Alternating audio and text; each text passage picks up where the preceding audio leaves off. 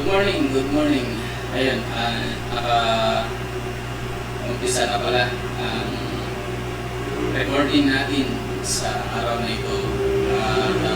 Salamat sa Diyos sa muling pagkakataon na binigyan niya sa atin upang makapagbahagi ng kanyang salita. Kaya sa araw na ito ay bago natin pasimulan ang pagpapahayag ng kabutihan ng Panginoon ng kanyang salita, ay dumalangin na tayo kay Yahweh El-Shaddai sapagkat kailangan natin ng kanyang paggabay sa araw na ito sa ng Ama, ng Anak, ng Espiritu Santo. Amen. Nagpupuri kami at nagpapasalamat sa iyo, Panginoon, sa araw na ito. Dalangin po namin ang iyong paggabay. Sa patuloy po namin pagdalangin sa tinuro ng Panginoon, pinapanalangin. Our Father in heaven, hallowed be your name, your kingdom come, your will be done on earth as it is in heaven. Give us this day our daily bread and forgive us our sins, as we forgive those who sin against us. Do not bring us to the test, but deliver us from evil. Amen. Awit ng pagkikibala sa Diyos, siyang nagahangat ng pagbubok ng kataas-taasan at nanatili sa kalingan niyong makapangyarihan. Makapagsasabi sa kanyang Panginoon o katahanan, ikaw ang aking Diyos, ang Diyos tayo kong pinagtiwalaan. Ika'y ililigtas niya sa pangalan sa mga nabigat, at kahit anumang mabigat na salot, di ka magdaranas. Lulubugan niya ang sarili ng kanyang malagay na pagpapa. Sa kalingan niya ay natitiyak na ikaw ay ligtas. Iingatan niya at ipagsasanggalang pagkat siya'y tapat. Magsapit ng gabi, di ka matatakot sa anumang bagay. Ngayon sa gagawin bigla ang pagpuso, pagsapit ng araw. Minsan na pamangdarag na salot pagkagat ng dilim, di ka matatakot sa kasamang araw ng mundo. Kahit ang magbuhal sa iyong harapanan sa libong tao, sa iyong paligid at bilang ng patay maging 10,000. Di ka matatakot at natitiyak mong di ka mahanap. Kailan mamasikot sa panunod ng mamamasdan, iyong masasama ay makikita mong pinarusan sapagkat siya ang iyong ginawang tagapagsanggalang at ang pinili mong mag-ingat sa iyo kataas.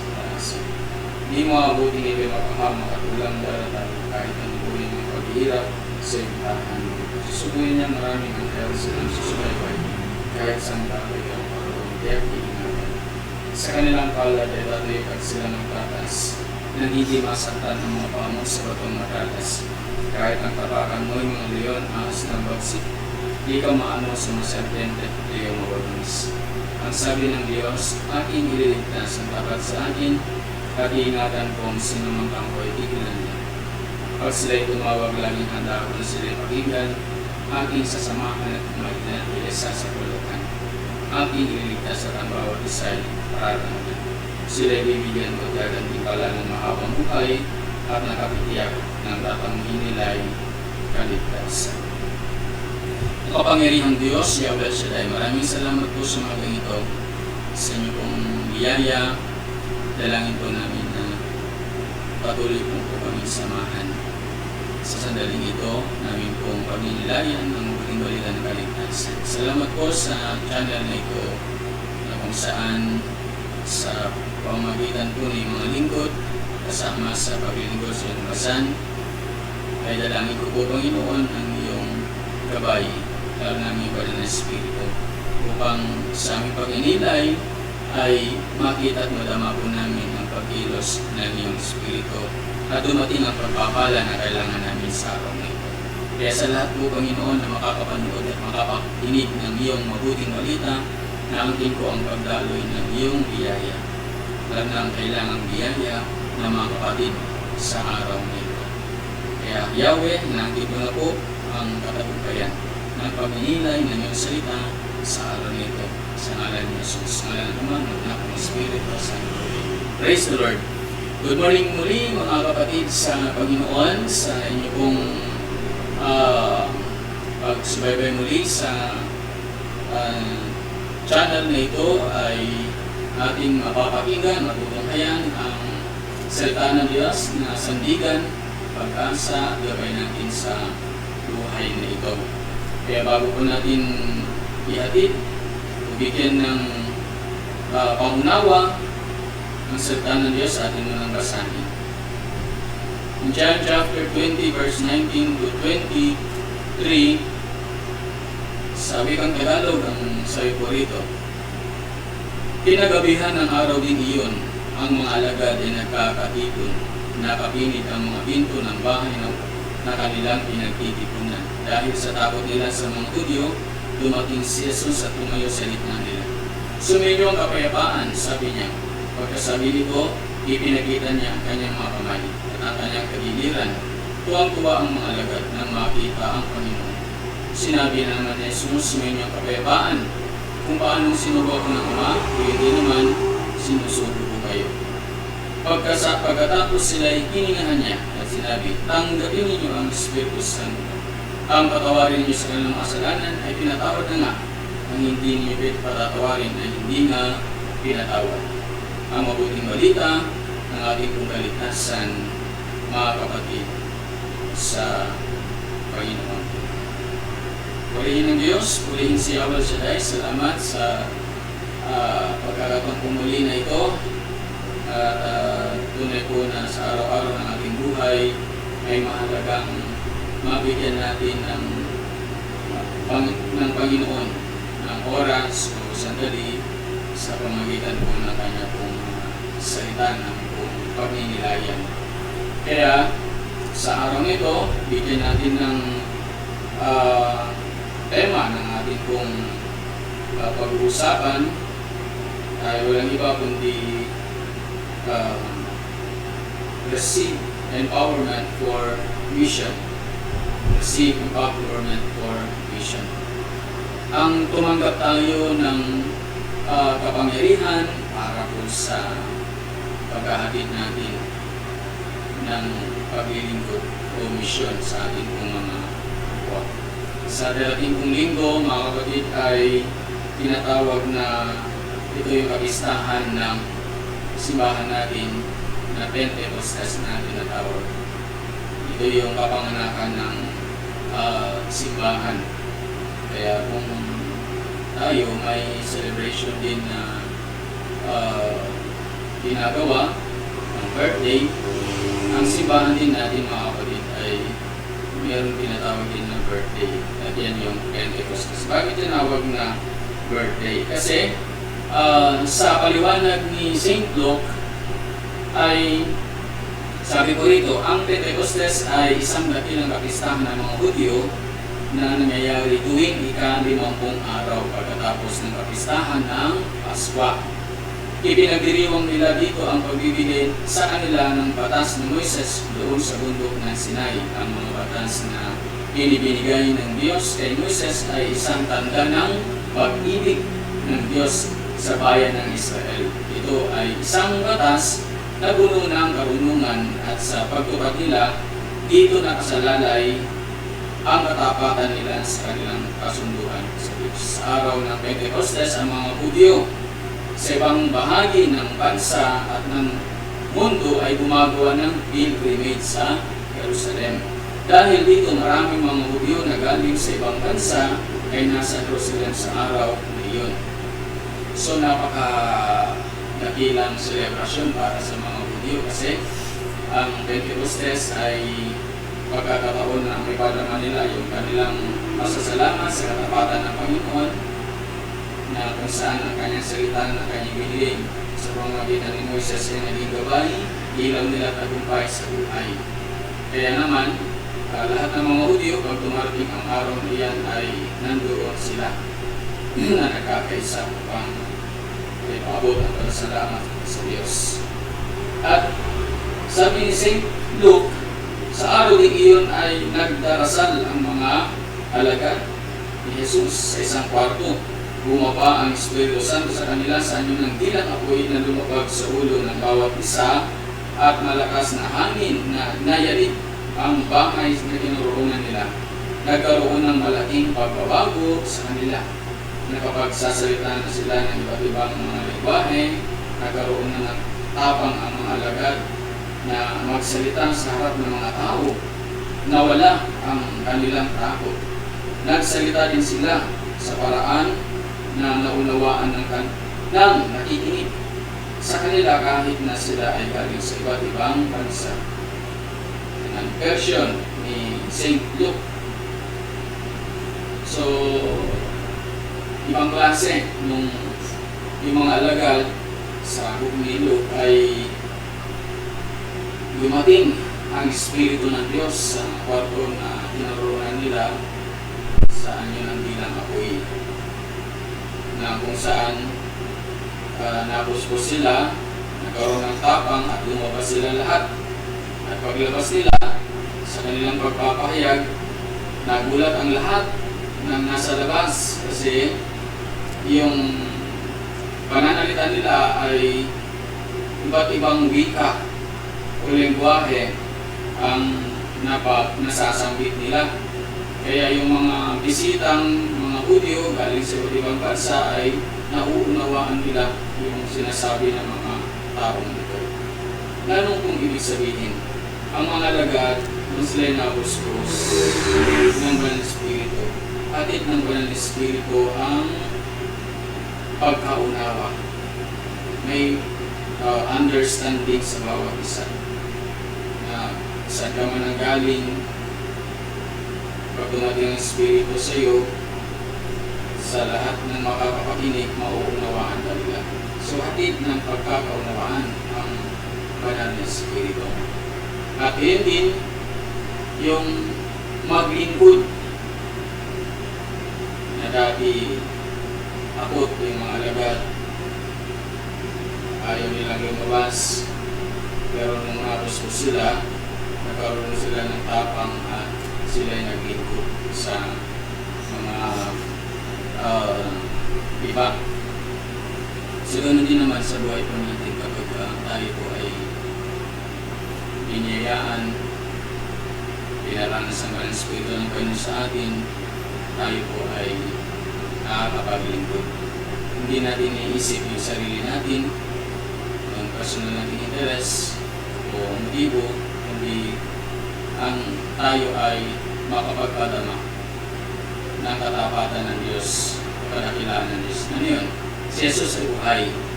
Siyang pag-asa at gabay ng ating buhay. Kaya, glory to God sa kanyang katapatan. Sa Pentecostes ay dumarating ang pagkakaunawaan, may paglilingkod sa bawat isa, at may tapang na ihayag na si Jesus ay buhay. Kaya, kailangan natin ang Banal na Espiritu. Pagdating naman sa version ni St. John na ating pong natunghayan, ating binasa, ay sa pahayag ni St. John, ito naman ang kanyang sinabi. Magkaiba ang dalawang version, ngunit magkapareho ang kahulugan.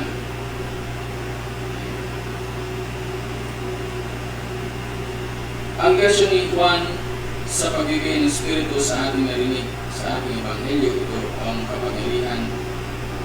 Ito ang nangyari sa gabi ng araw sa munang linggo ng pagkabuhay ni Jesus. Walang ibang tao roon, ang mga alagad lang nakapindang gintuan, ngunit si Jesus na muling nabuhay ay tumayo sa harap nila.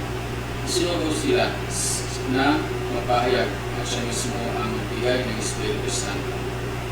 Hiningahan niya at ang mga alagad ng malumanay, hindi malakas na hangin na nakatawag ng pansin ng mga tao. Ang dumating, ibinigay niya sa mga alagad ng kapangyarihan na magpatawad ng kasalanan.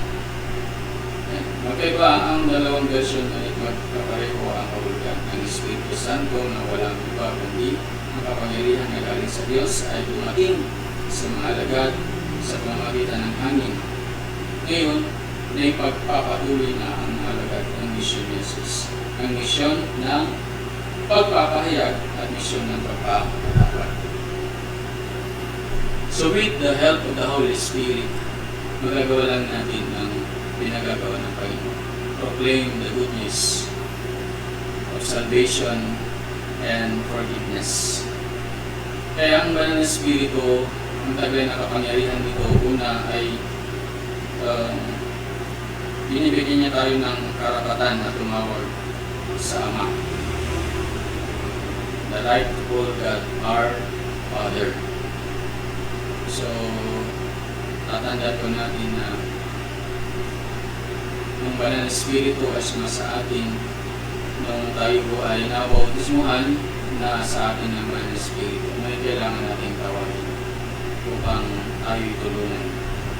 Natatandaan natin tayo ay pinagkalooban na sabi nga, tanggapin ninyo ang Espiritu Santo. Ang pagtanggap natin ng Banal na Espiritu na sinabi ng Panginoon ay pagbibigay sa atin ng karapatan din na tumawag sa Ama, Yahweh Shaddai, our Father. Ayan. Si Jesus, ating kapatid, at siya ang nagbibigay sa atin ng kalinisan ng buo nating buhay upang maging dapat na kanahanan niya. Pangalawa, direct connection to God. So, dahil sa Banal na Espiritu ng Panginoon, nagkaroon na tayo ng direktang komunikasyon sa ating Yahweh Shaddai. Kaya nakakatiyak tayo na ang Diyos ay pakikinggan niya tayo sa ating mga kahilingan o kalagayan sa buhay. Kumbaga sa Panginoon ay walang tinatawag na scratchy yung linya.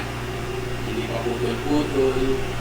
Sabi niya, ang Panginoon ay sinulapit lang katulad ng ating hininga. So, sabi ko minsan sa mga kapatid, Excel, yan, yung hangin na nasa atin ay mula sa Diyos. So, direct connection. Tatandaan po natin, kapangyarihan niyan na taglay na kaloob sa atin ang Espiritu ng Diyos. Tayo ay dinibigyan ng liwanag ng buhay. It illumines our life. And ang Banal na Espiritu ang nabibigay ng ilaw. Kaya nga yung dilang apoy sabi doon na bumaba sa mga alagad ay nagsisilbi itong gumagabay. Yan. So, tawagin natin lagi ang Banal na Espiritu kapag tayo po ay nagulumihanan o may mga kaguluhan sa ating isipan. It gives us power and courage. Yan, mga alagad ay nagkaroon na ng kapangyarihan na hatid ng Banal na Espiritu, naging matatat silang tagapagpatotoo na si Jesus ay buhay, na si Jesus ang siyang tagapagligtas lamang. Yan, magagawa yan ng isang tao kapag sumasa kanya ang Espiritu ng Panginoon. At panglima, ang taglay ng kapangyarihan natin sa atin ng Banal na Espiritu ay tayo'y, sabi nga, pinatawad upang magpatawad. Napakahirap din kaya talaga magpatawad. Pero kapag naramdaman natin ang presensya ng Banal na Espiritu sa atin, nililinis niya ang buhay natin at ginagawang karapat-dapat at may kakayahang magpatawad. Kaya sa araw-araw ng ating buhay, let's welcome the Holy Spirit to help us to forgive. Sapagkat ito ang ninanais ng Panginoon, kapangyarihang magpahayag na si Jesus ay buhay at kapangyarihang magpatawad sa atin. At tatandaan po natin sa huli, ang Espiritu ng Diyos ay pag-ibig. Pag-ibig ang susi ng lahat upang magkaroon ng ayos ng buhay. Katulad po ng Genesis na sinasabi doon na ang mundo ay wala pang butis, wala pang forma. Pero nung dumating ang Espiritu ng Panginoon, nabigyan ng ayos, nabigyan ng ganda ang mundo. Ganyan din po nung dumating ang Panginoon Jesus sa mga alagad. Kasi yung mga alagad, puspos ng takot, kung lalabsan mo ng pang-intindi ay sila'y sobrang takot, parang patay, hindi makakilos, nandun na lang. So, yun din po naman ang Panginoon sa buhay natin. Ang siyang nagbibigay sa atin ng kapangyarihan upang may sagawa ang kalooban ng Diyos. Bibigyan niya tayo ng buhay, ng kaalaman, ng kakayahan, ang Espiritu ng Panginoon. Kaya lagi natin tawagin ang Espiritu ng Diyos upang tayo ay maging kagamit-gamit sapagkat wala naman talaga tayong magagawa kung dahil sa samahan ng Espiritu ng Panginoon. Kaya salamat sa Diyos sa kanyang salita. Salamat sa Banal na Espiritu na siyang lakas natin sa araw-araw. Kaya patuloy po natin ipagkatiwala sa Kanya ang buhay natin at lahat ng ating gagawin. Kaya tama lang yung kanta na awiting tungkol sa Banal na Espiritu. Come, Holy Spirit, I need. Lagi natin kantahin yan dahil totoo yan. Kaya mga kapatid, salamat sa Diyos. Ito ang mabuting balita na ating natunghayan. Tayo po'y manalangin at hingin ang patuloy na pagpapala sa atin ng Panginoon. Sa ngalan ng Ama, ng Anak, ng Espiritu Santo. Amen. Yahweh, salamat po sa araw nito, sa sandaling ito. Sa inyong mga salitang aming natunghayan. Naway maghari, O Diyos, sa aming isipan at puso, maging gabay at ilaw po namin ito. At sa pagsama ng Banal na Espiritu sa amin, inaangkin po namin, Lord, na kami ay patuloy maging pagpapala, lalo na po Diyos sa aming pong mga mahal sa buhay, sa mga kapatid na kailangan ng himala. Kaya pagpalahin din, Lord, ang channel na ito, na sa pamagitan po na aming pong mga kapatid, na pagpupursiging ihatid ang kabutihan mo sa pamagitan po ng internet.